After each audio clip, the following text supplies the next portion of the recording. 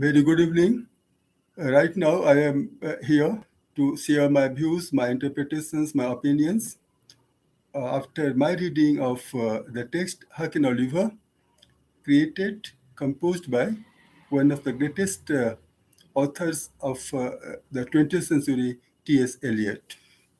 I have chosen this subject not because I wanted to speak on something that is abstract, that is not going to go down the heads of the listeners, but because I wanted to simplify my views, my opinions, my thoughts after reading the text in terms of the attitudes of the two continents, Europe, represented by England, the UK, and America, the North America, represented by the US. T.S. Eliot was an American, but later on he went to Paris, he studied there, then he came to England. He befriended many of the greats of England, the UK, the English writers, and then he took the citizenship of that country, England. His education is known to everybody. When I say everybody, I mean the people who are highly cultured, highly, you can say, knowledgeable, and particularly in the fields of literature, language, and culture, criticism, and all that. So, when I started talking about the comparative study of the two continents, England representing Europe and the US representing North America, not the South, North America. A bit before I come to differences on different issues, I would like to speak something about the history of England. England is one of the countries of the old world. And from historical times, it has been found out that England is a country of isles and people of Germanic stock, particularly West Germanic stock. They happen to move out from different contiguous places and they came down to the Isles of England. They settled down there, and most of them got identified into classes, into communities, Saxons, Angles, and Jutes. And they are coming together, their interactions over the historical period, they gave birth to the language that is English language, the global language of ours in the present time.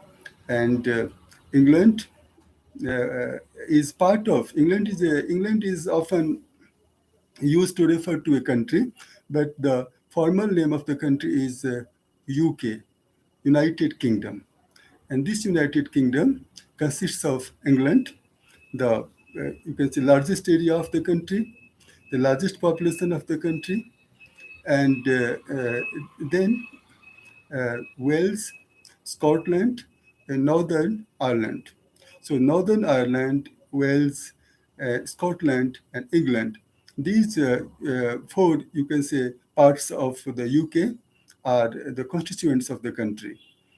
When we have to talk a bit about the history of America, all of us know America was discovered in 1492, around that time, by Christopher Columbus. And so America is not a country of the old world. America's discovery was a kind of a chance meeting of a place where people could come later on and people could, through their labor, make that place, that America, one of the richest places in the world in course of time. So the US that is now, once upon a time, was a colony of the British power, the English power.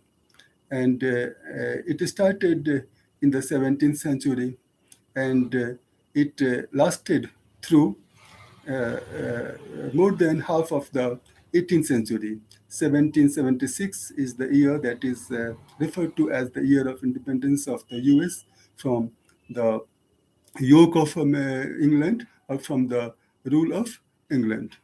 US also has had a number of ups and downs in terms of making the country a unified whole.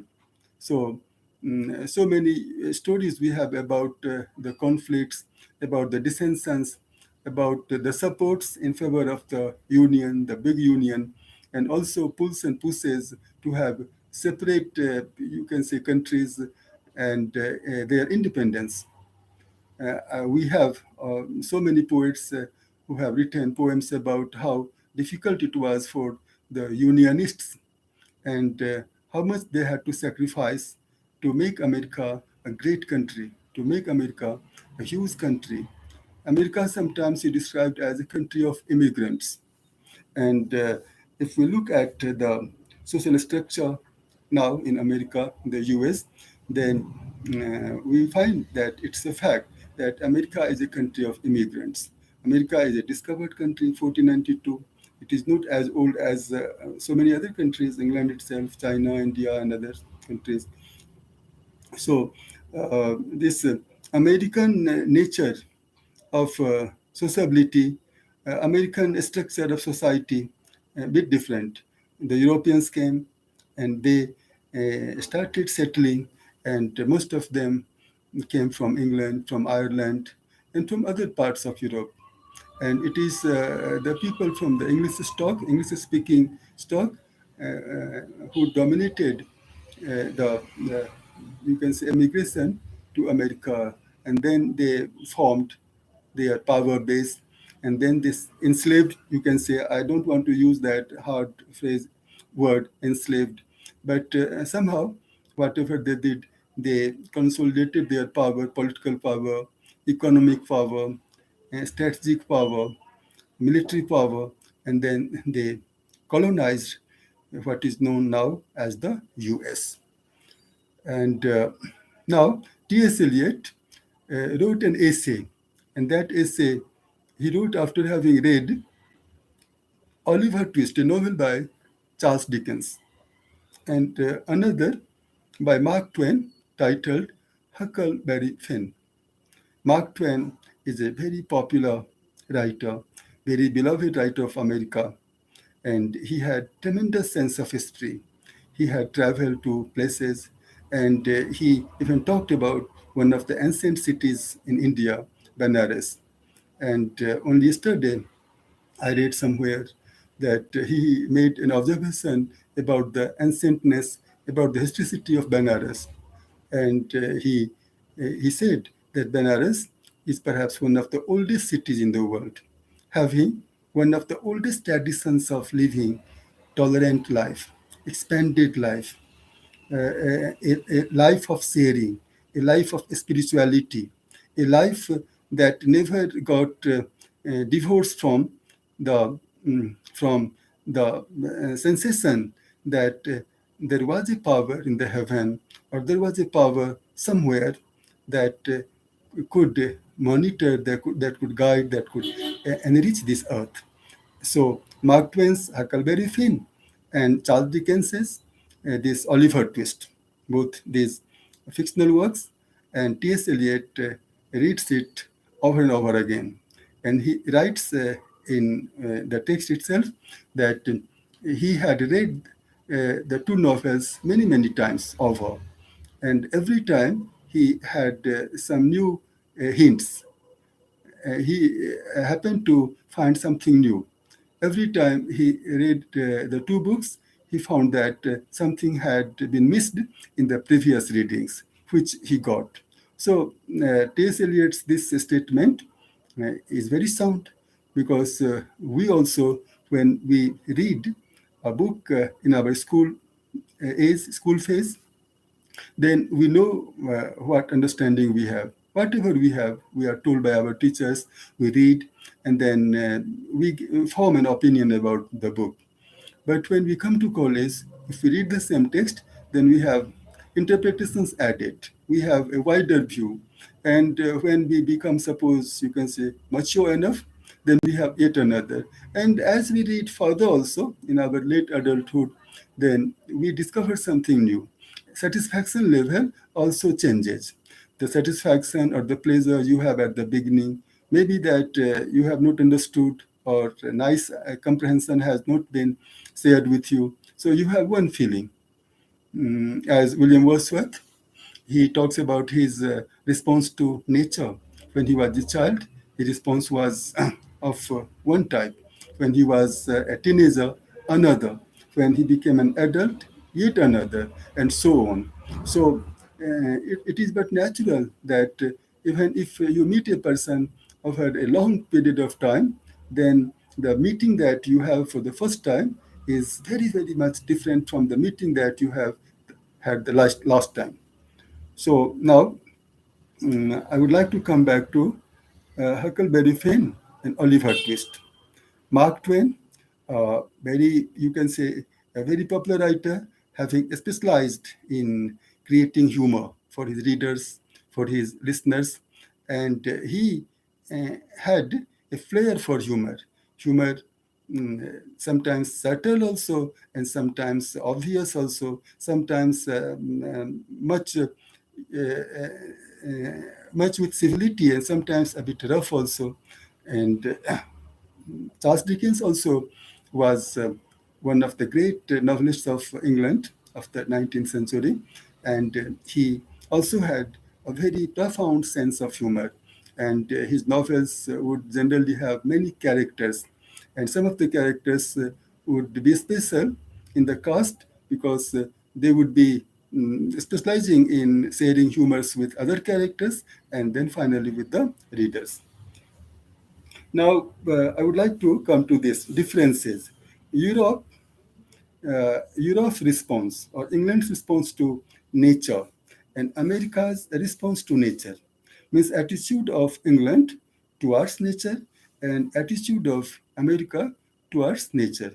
So these two attitudes differ, as T.S. Eliot observes. And as a reader of the text of T.S. Eliot, and as a human being, having read and having talked, having had conversations with people, and different, suppose, sources accessed so far, I feel that T.S. Eliot is to a great extent very much right in his interpretations of differences of attitudes between the two, you can say, what you call two continents, Europe and America. So Americans think that nature is extremely restive, extremely rigid, miserly to human beings. And nature, so they thought in a way that nature was a dragon, and therefore you have to fight it out. You have to fight with the dragon, and then you can have. So that means nature is not giving type, nature is not generous, nature is not open hearted, nature is not soft and supportive to human beings, and nature has. And in order to live your life, in order to live human life, you need things, and nature is not, you can say, willing to give you without, you can say, you trying your level best, you trying so rigorously, so strongly. So Americans attitude to nature is that nature is very hard, unresponsive, very harsh, very much ungiving, miserly. So we have to fight consistently, and we have to tame nature. We have to bring nature within our control. We have to provoke nature to fight with us, and we have to understand the mechanisms of nature's work, and that we can do by, you can say, sometimes cheating nature, or deceiving nature, or going roughshod on nature.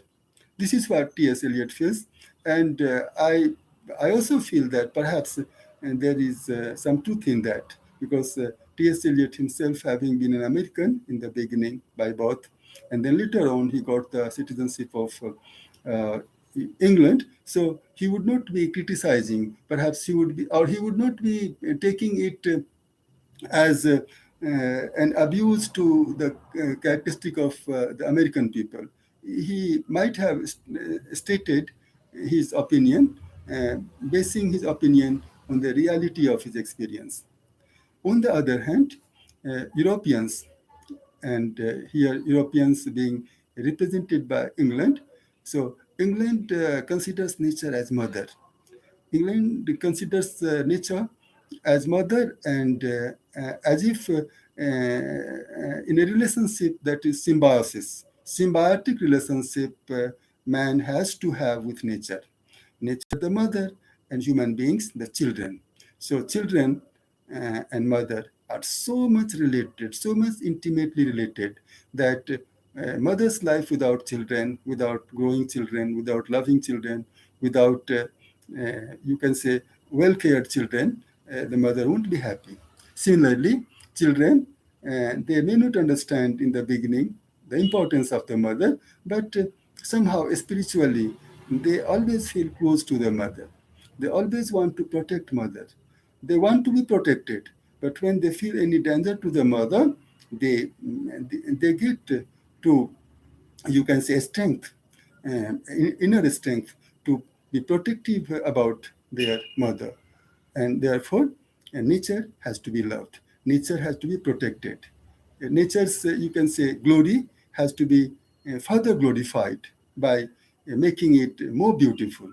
So this attitude between the Europeans and the Americans as far as nature is concerned. Then it comes to money. So Eliot observes in that essay that Americans, they are, you can say, much after money. Means you can say money-minded, or money is their obsession. Money represents resource. Money, if you have money, you can buy uh, whatever you like, because money is the, you can say, is the power, and that power you can take anywhere in the world, and you can buy, you can have, you can acquire property, you can acquire anything. So you have to earn money, and money, if you earn more, then you are more masculine. If you earn more money, that means you are more hardworking. If you are in the process of earning more money, then you are progressive also, or you are practical, pragmatic, and realistic, and you want to be rich, and that is what is glorified. If an Arthur Miller's that play, where you have a character, and this character talks about American dream and all that. So in order to be rich, from the middle class, you want to be hard middle class member, and yet higher, and you work very hard. Out of 24 hours, you work 20 hours, 18 hours, and you make money, and then you get your dreams realized. So money comes at the center, and that keeps you busy all the time. You don't have time to stand and stare into nature's aspects, whatever these aspects are. You don't have time to relax for some time, to talk leisurely with your friends. Most of the time, you go for researches, scientific researches, technological researches, and then you want to acquire. And you don't have, the more you have, the more you want. Perhaps this is the gist of T.S. Eliot when he says that Americans are money minded, or they want to make money. And if they make more money, then they feel that they are superior to others who don't make as much money as they make. So making money as if is a yardstick that measures your, you can say, progressiveness, your hardworking habit, and all that. On the other hand, Europeans, Britishers, English people, they make money, but they are not mad after money. Rather, they want to have money, they want to be rich, they want to enjoy life, but their inclination is towards inheritance. They want to inherit. So, in order to inherit, you have to have relations, you have to have your, you can say, close friends, you have to have people whose descendants you are. So, if they have, then you inherit. So, there is a hint that if you depend on inheritance or having money from your ancestors, from your forefathers, or from your parents, grandparents, and all that, that means you are not very active, you are lazy. You want to enjoy life, you want to have money, you want to have resources, but you don't want to work. You don't want to take extra efforts for that. So this is the difference, that in order to be rich, in order to have resources, sorry, you you make efforts and you do everything that you can.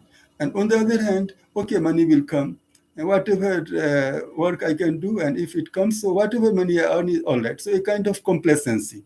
So Americans don't have complacency in the sense of raising resources, uh, and Europeans perhaps they are complacent. They are satisfied in a way, or they are contented to live within whatever they get through inheritance or through their work of labor.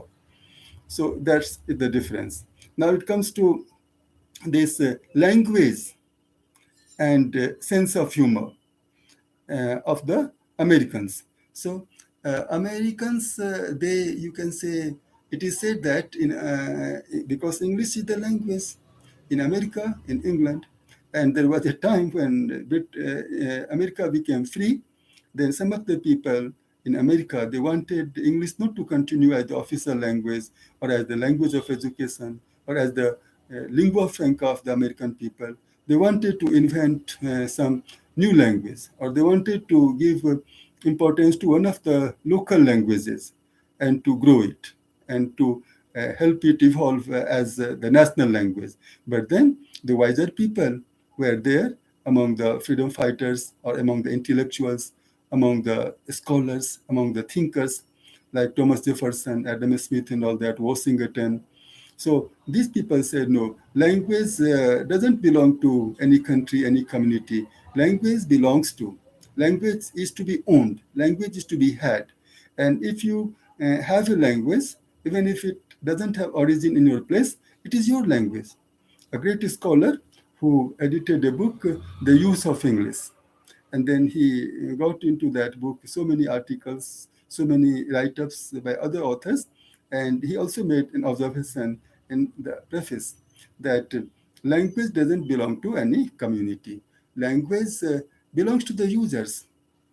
As you are the owner of a garden, and you don't go to your garden, you don't tend the plants, you don't have time to stand and move around the plants and inhale the fragrance of flowers, or even get melted by the sad condition, bad condition of one of the plants, or something is not all right in the garden, and you feel very sad, you get concerned.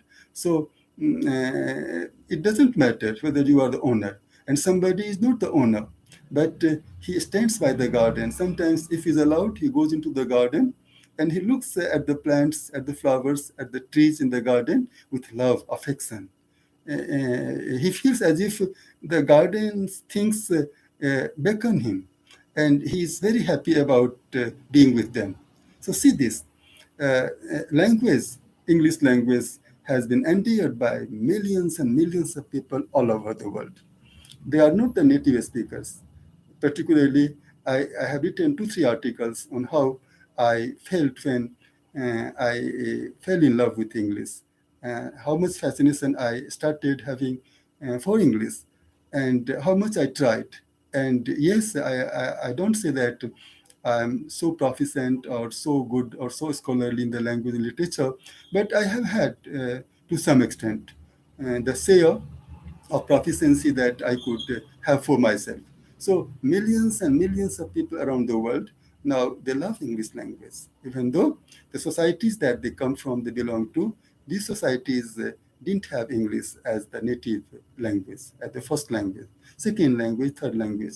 So these Americans, you can see, impressed upon those who oppose the continuity of the use of English language in America, saying that we have to continue with this language because we are already comfortable, we are already good, we are already proficient, and we can develop it, we can make it better, we can use it in such a way, you can enrich it in such a way that American English, as a variety of English, we have 2 most important varieties of English in the world, the English variety, the native English variety, and then the borrowed or the adopted English variety, American variety. We have some differences, pronunciation, some spellings here and there, but English is one. American English, if you go to America, you speak English, you are appreciated. You are an American, you come to England, you come to India, you go to China, you go anywhere, and your English is appreciated. People try to learn the kind of English you write, the kind of English you speak. So that was that language, uh, English language in America, according to Eliot, is a bit brusque. It's a bit, you can say, rough and loose and not that much reflective of civility in terms of tones and all that. And then you have idioms and phrases. So every year, more words, more vocabulary items get born in America than in England. Although the population in England is very small compared to the population in America. So that's a fact. And therefore, where you have more people, you have more variations in pronunciation. You have more, you can say, adoptions of words. You have creations of words, generations of words, as word making processes are different. So, so many, conjunctions you have, and you have, suppose you can say, making use of prefixes, suffixes, and then making use of particles that you have put up and put up with, and hand in to. So many examples are there that American English is loosely developed. You are not very conservative. You choose the linguistic items from any sources, and because this also, science and technology more developing at a faster speed in America, in the US, and those many research institutes you don't have in England, perhaps, they are the beginners. England is a country where science began. Science was born in the two universities, Cambridge and Oxford. And during that time, America did not have institutions of that, you can say, level. But now the English empire is gone. England has become, suppose, weak economically. The English influence, global influence, is much, much diminished. But American influence has increased so much that America itself is a world. People from different parts of the world, they go there for studies, for work, for job, for scientific researches, and for living, you can say, freer life. They might not be living, who can say, but they go for that purpose. So language-wise also, Britishers are conservative. They don't want to, you can say, make use of language in such a way that you feel very, very liberal, you feel very free, and any suppose you can say connections you make, any sort of, you can say, hyphenations you make, any sort of punctuation, suppose you can see, you override, you don't honor, but Britishers, sophisticated they are. They are reserved, and they don't go on multiplying words and vocabulary items as fast as Americans do.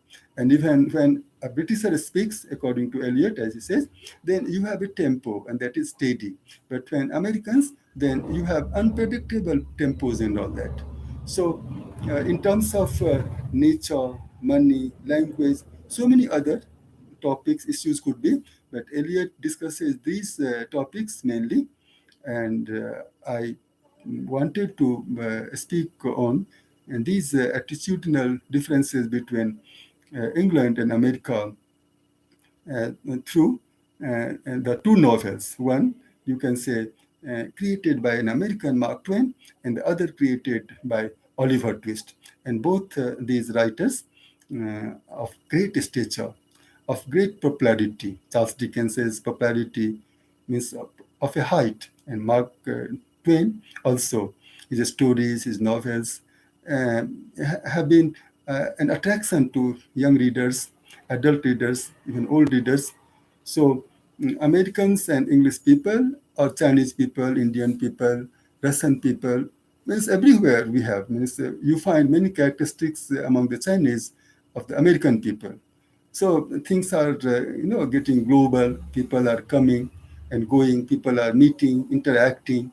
So socially also we are getting what we call globalized, give and take. So you are not isolated. You adopt, and you allow others to adopt from you. But then certain subtle differences, writers, thinkers, philosophers, they observe and they write out. And I, as a reader of that text, And as a human being, as an educated person, having read, you can say, scores of texts, scores of writers, having attended so many seminars and symposia, having got some sorts of, you can say, tips from the senior professors coming from England, America, and other scholars. So I feel that, yes, nature is taken as a soft, you can say, entity, as a very benevolent, very generous entity by the Europeans. As in the same family, sometimes you see that you pick a flower from a plant, and that is not very soft way. And your brother does in a very soft way. Because Jagdish Chandra Bose, one of the scientists from Calcutta, India, and he had invented crystallograph. And he had said that even plants that can't speak, but plants are the living things, they also feel, you can say, the pinch. They also feel if they are not treated well. They also feel hurt, and he had proved. And therefore, no, the discussion was on this, that if you kill an animal, if you are suppose non-vegetarian, then you eat the flesh of animals, you eat suppose other sea creatures, fish family creatures and all that. So it's not all right. And if you are a vegetarian, you are non-violent, and you don't, you can say, trigger violence on plants and leaves and all that. But both said that no, when you make use of a plant as a vegetable and you uproot it, you unroot it, you pick the flowers, pluck its fruits and all that, then you inflict pain on the plants also. So now it is up to people, up to what extent you can be violent or non-violent. A human being, in order to survive, you have to be violent. But violence has to be the minimum. Means without that level of violence means suppose you pick a flower, maybe a bit hard, you are at that, you eat leaves and all that, you eat vegetables. So when you separate vegetable items from the plants, then there is a pain to the plants. But then that can't be avoided. So that means no, you go to the ultimate level, but human beings have to live, have to respect nature. Human beings have to fight out. Human beings have to struggle to take from nature, but not thinking that nature is a dragon, nature is the enemy, and all that. Money is also all right. Money has to be earned, but one should not be so mad after money that you lose your restfulness, you lose the peace of mind. And then, as in Arthur Miller's that drama, the protagonist commits suicide because he didn't get as much money in his business, in his job. So he wanted to have his wife paid out the insurance amount after his death. So money making is all right, resources raising all right, but we have to behave as human beings. We shouldn't be mad. And language also, the beauty of the language has to be preserved. Jonathan Swift, one of the writers, and he wrote in one of his essays that the way we are truncating words, long words, and all that, representative word becomes rep, fundamentals become fundas, and all that. So that way, if we make our language, you can say what you call diversified or striking or something not monotonous, then perhaps it is not all right. As he said, language has to be preserved, its sanctity, its beauty has to be retained. And that in lies our good use of language. So this much now regarding my talk on Huck and Oliver, a text created by T.S. Eliot with reference to the differences in attitudes regarding nature, regarding money, regarding language, and the allied issues. Thanks a lot. Bye-bye.